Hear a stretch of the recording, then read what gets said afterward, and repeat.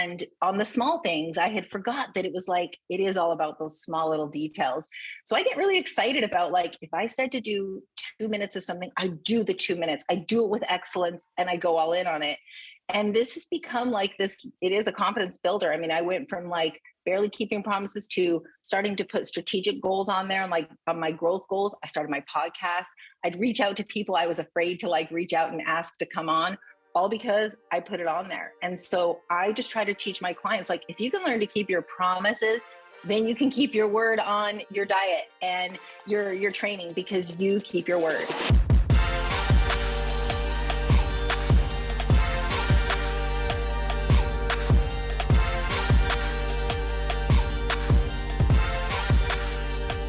Welcome back to another episode of The Burn. I am Ben Newman, and you guys know how we do this. Every week, we're going to come to you and talk about the burn. The burn is that fire that lies inside of you. So many coaches and speakers, they talk about why and purpose, but they forget that underlying burn that ignites why and purpose, that then causes us to have consistency in our disciplines to win at our highest levels. And every week, we're bringing you stories of different celebrities, entertainers, entrepreneurs, athletes, performing at their highest level, individuals that have overcome a lot of adversity to understand their burn, to stay ignited in their lives, and to go in to make an impact. So Amy Ledin is no different. Boy, is she special. And I'm going to go right for it, because that's the way that I am. You guys know that by now. Short, powerful episodes so that we can get after it and make a difference in your busy lives. So let's talk about adversity. You give up your baby for adoption at 18.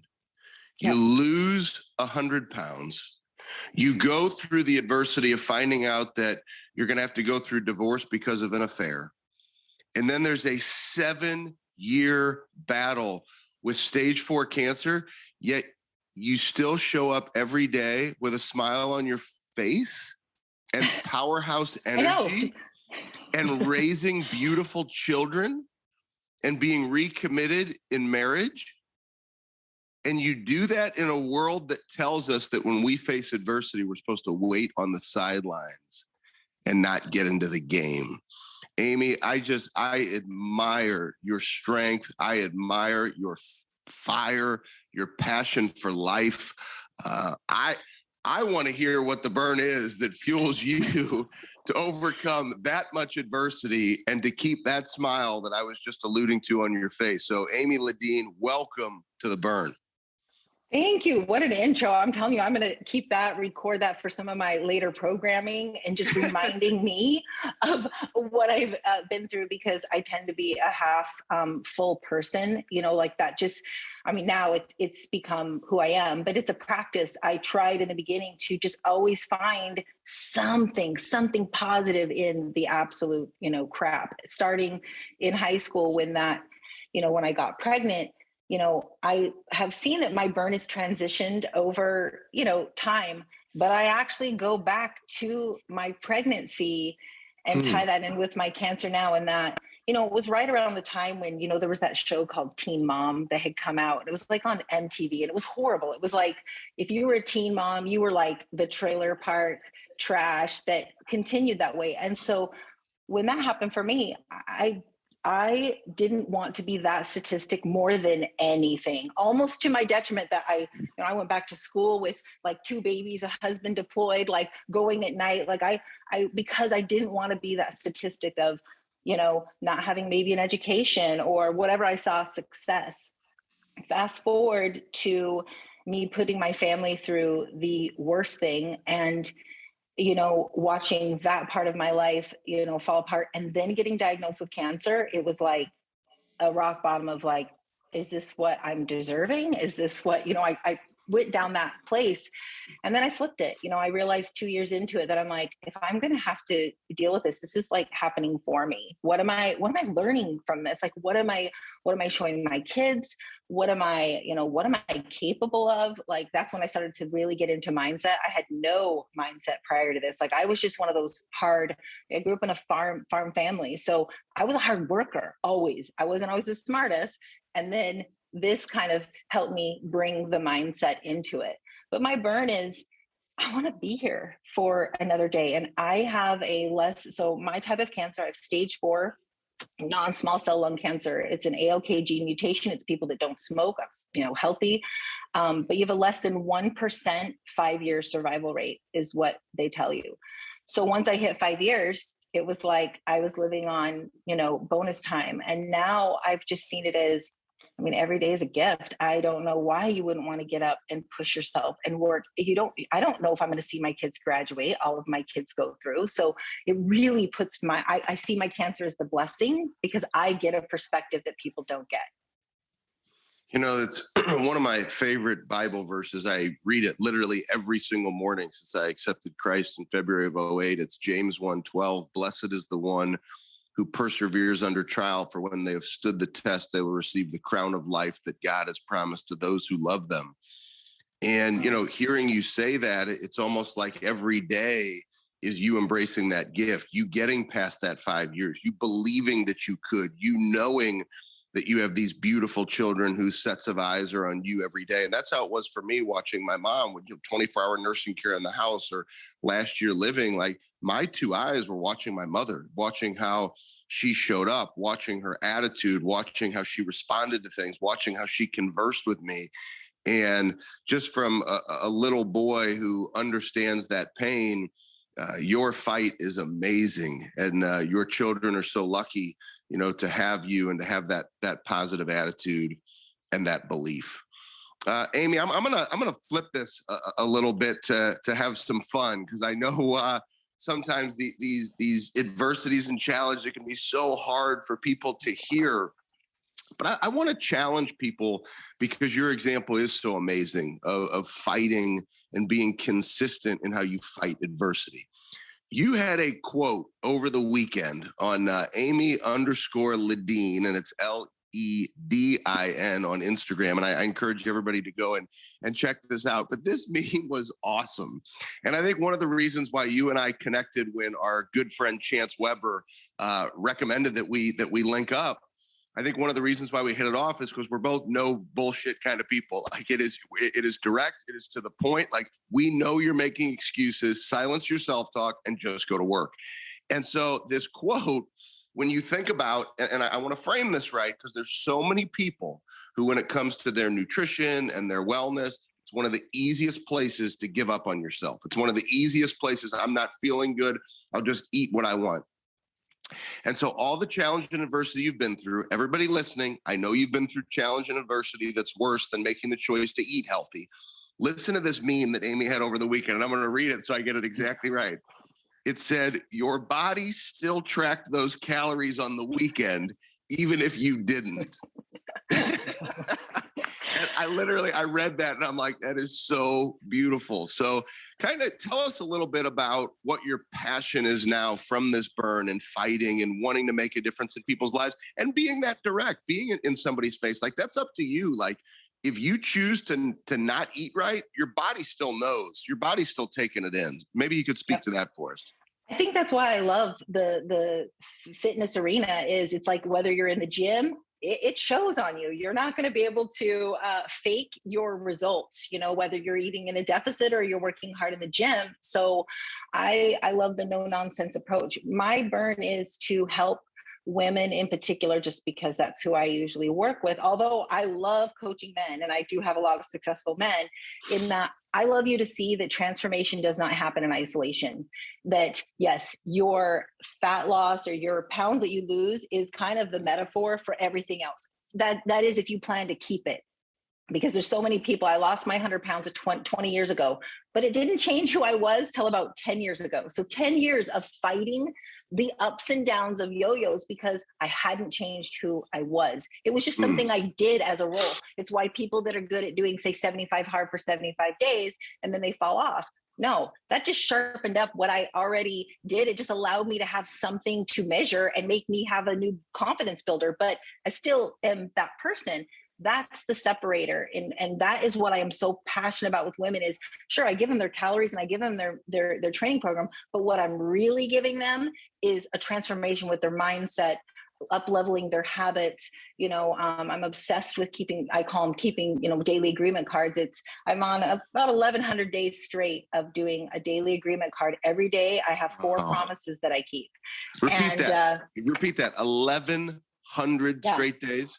Well, I've got 901 wins and 182 losses. I track them every day on an index card. I save all my cards, and I keep a behavior agreement, an activity agreement, a nutrition agreement, and a growth agreement every single day. You can add multiple, but those are I'm supposed to treat this like 75 hard, and that I get back out of bed and I do it. It's changed my life in that I started really small because I was a promise breaker. And on the small things, I had forgot that it is all about those small little details. So I get really excited about if I said to do 2 minutes of something, I do the 2 minutes, I do it with excellence, and I go all in on it. And this has become it is a confidence builder. I went from barely keeping promises to starting to put strategic goals on there. And on my growth goals, I started my podcast. I'd reach out to people I was afraid to reach out and ask to come on, all because I put it on there. And so I just try to teach my clients, if you can learn to keep your promises, then you can keep your word on your diet and your training, because you keep your word. And keeping your word generates confidence. It's almost like the opposite. I talk to people so much, and let's say if it's corporate, I think people see so much of my work in sports, but on the corporate side, I always talk to people who wants to get to the weekend and it's Saturday and you're supposed to be enjoying your son or your daughter's athletic performance or whatever they're doing, and you're sitting there worried about the fact that you didn't do what you said you were going to do during the work week. And it's the same when it comes to your eating or your workouts. It's hard to have confidence and intentional focus or a positive state of mind when you have consistency in not doing what you say you're going to do. And so I want to utilize you as an example now. So that was beautiful on nutrition. I want to go to workouts. I think one of the things that I love about your workouts is it's your honesty. You could be on a bike in your house and you're making it very clear, I do not want to be doing this right now, but I'm going to kill this workout. So totally. What is it for you that you can share? Because we all go through that. I think sometimes people see maybe how consistently I work out or you work out, that we just wake up, pop out of bed and go, I can't wait to work out today. There's plenty of days where I have 80 conversations why it's a really good idea to not work out, but we choose to do it. So why do you choose to do it and silence your self-talk? What's the importance there for mindset? I already know that if I'm not keeping these promises, I am not going to hit my big, huge, my big ass goals. These goals that I have, this is my burn. I will not reach the burn goals that I have because they'll start to break down. Because what has happened in the past for me, and this is why I went on this mission to keep my promises, was anytime I would set these lofty goals, my belief and my doubt started to creep in, which then what happens? You sabotage.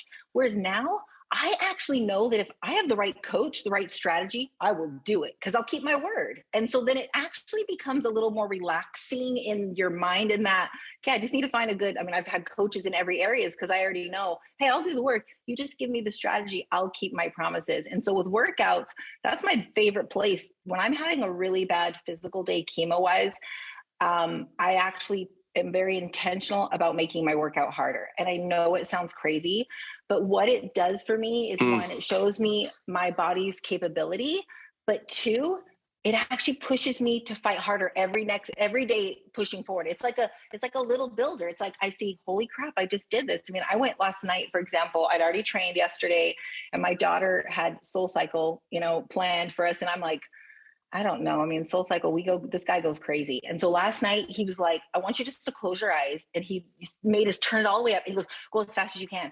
It was like therapeutic. I was in so much pain. I looked over at my daughter and I'm like, I don't know if I'm going to be able to do this. I don't know if my body's going to let me. And when I finished that workout, I got in the car and I'm like, you're a badass, Amy. This is what will separate you from others. And that's what people need to see. And it could be you just doing it's all relative to your hard. That's why you just getting down and doing 5 push-ups can be your hard, right? It doesn't have to be what it is for me, but it's that you're pushing against resistance. I love to beat my inner critic, my inner bitch. That right there, you are tough as nails. I love it. What you just shared right there is so important. I think especially in this world we live in today, it's this immediate comparison. well, if that's what Amy did, that's what I'm supposed to do if I'm going to have a good workout today. And I just want everybody to be clear on what Amy's saying. You have to choose your hard, and you know what your hard is. And you know if you chose to not go hard. So when Amy says, I'm going to push myself in this area, and she gives the example, that's her doing it.